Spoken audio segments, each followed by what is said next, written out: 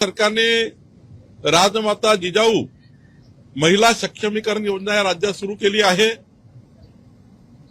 महिला बचत गटांना, महिलांच्या सेवा सहकारी संस्थांना आणि या ठिकाणी कोऑपरेटिव्ह महिला बचत गटांना राज्य सरकारच्या वतीने महसूलची जी पडीत जागा आहे, आमच्या खात्याची पडीत जागा, हजारो एकर पडीत जागा आमच्याकडे आहे। या पडीत जागापैकी एका बचत गटांना 2.5 एकर एवढी जागा आम्ही 3 वर्षाच्या लीजवर देणार आहोत आणि पुढे ती लीज 2 वर्षांनी वाढवणार आहोत।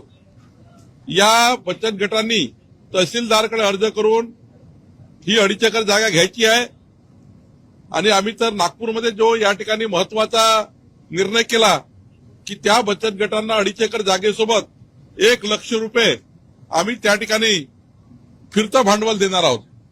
कर्ज नाही, फिरतं भांडवल देणार आहे।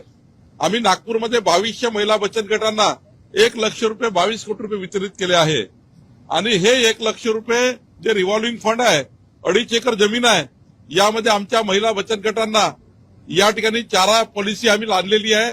त्यांना नेफियर ग्रास किंवा बांबू लागवड किंवा सामाजिक वनीकरणाची नर्सरी, व्यावसायिक नर्सरी, नेफियर ग्रासच्या माध्यमातून डेव्हलपमेंट आणि बांबूच्या माध्यमातून डेव्हलपमेंट जर केलं तर मला विश्वास आहे की या महिला बचत गटांना वार्षिक 5 लाख रुपयाचा उत्पन्न होऊ शकतं।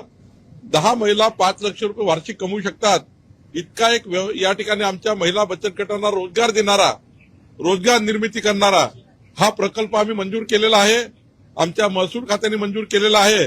राज्यातल्या आमच्या सर्व भगिनींना विनंती आहे की त्यांनी आमच्या तहसीलदारला 2.5 एकर जागा मागावी आणि डीपीसी पालकमंत्री यांच्या माध्यमातून, आमच्या विधानसभा सदस्याच्या माध्यमातून 1 लाख रुपये अनुदान या महिला बचत गटांनी घ्यावं, जेणेकरून रोजगार निर्मिती करता देवेंद्र फडणवीस सरकारने उचललेले महत्वाचं पाऊल आहे।